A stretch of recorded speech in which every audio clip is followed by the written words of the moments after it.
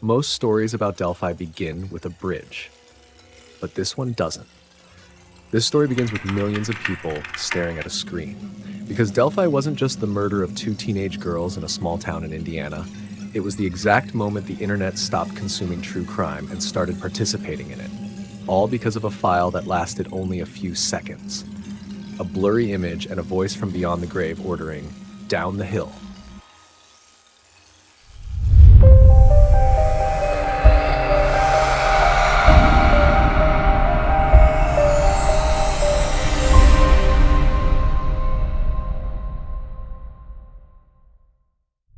Over the next decade, thousands of people analyzed those 2 seconds of footage as if they were federal agents.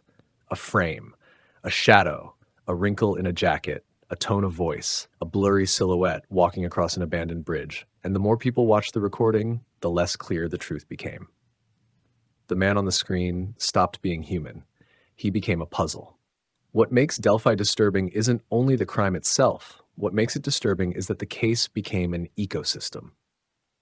A parallel investigation, a collective obsession, an endless game of interpretation where, for the first time, a murder no longer belonged only to the police, it belonged to the algorithm.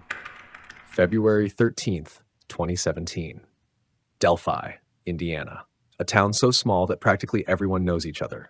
Two friends, Abigail Williams and Liberty German. They weren't running away. They weren't getting lost. They weren't doing anything dangerous. They were walking. And that matters, because almost every true crime case tries to build a logic around danger. But Delphi destroys that logic. There was no big city, no dark alley, no underground party. There was a trail, a bridge, and a normal afternoon.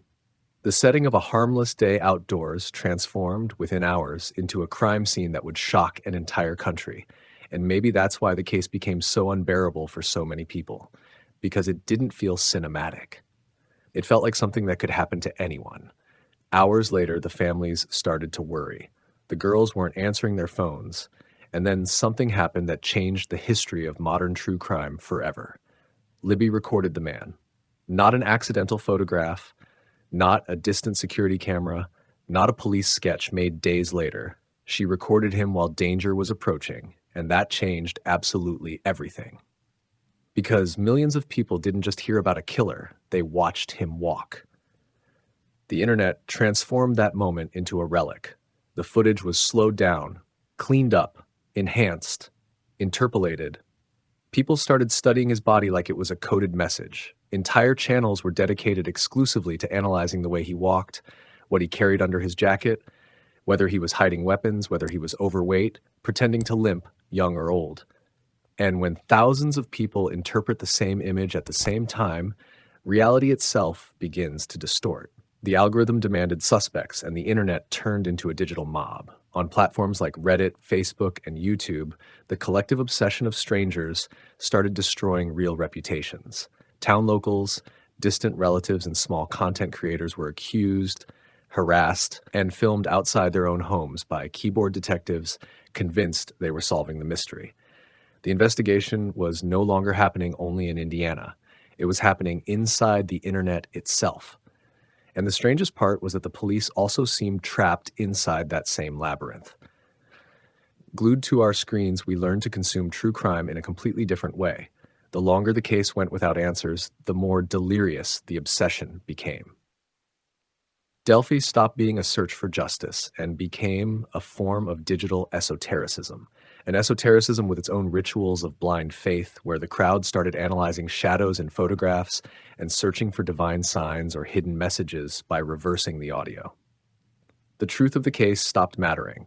What mattered was feeding the most twisted theory. Thousands of obsessive investigators spent sleepless nights comparing eyebrows, ear shapes, or the way innocent men buttoned their jackets against the blurry pixels of a 2-second video.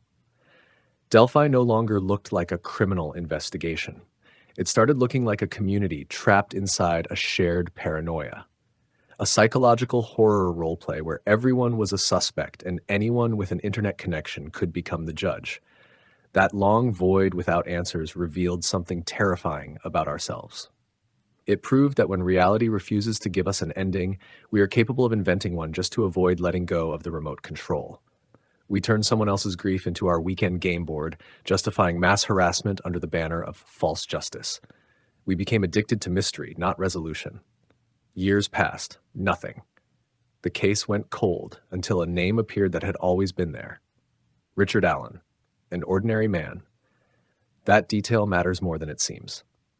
Because the true horror of Delphi isn't monstrosity, it's normality. Allen didn't look like someone designed for a Netflix documentary. He didn't have a terrifying appearance. He didn't live in isolation. He wasn't some dark figure hiding inside the town.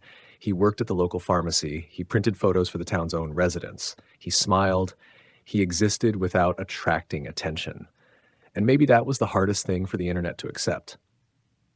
After years of imagining an almost mythical predator feeding enormous conspiracies to fill the void, the suspect looked like an ordinary man. It was an anticlimactic blow that forced us to stare directly into the abyss. We destroyed lives and built fantasies for years, only to ignore something absurdly simple. Because the most devastating part came afterward. Richard Allen had already spoken to police in 2017. He admitted he had been there, dressed exactly like the man in the video. The clue existed. It had simply been buried beneath a bureaucratic mistake. And in that moment, Delphi stopped feeling like an impossible mystery. It started feeling like a mirror. Because the case revealed something deeply uncomfortable. Having more information does not mean being closer to the truth. There was video, there was audio, there were millions of eyes watching passively. And still, nobody could truly see what had been right in front of them.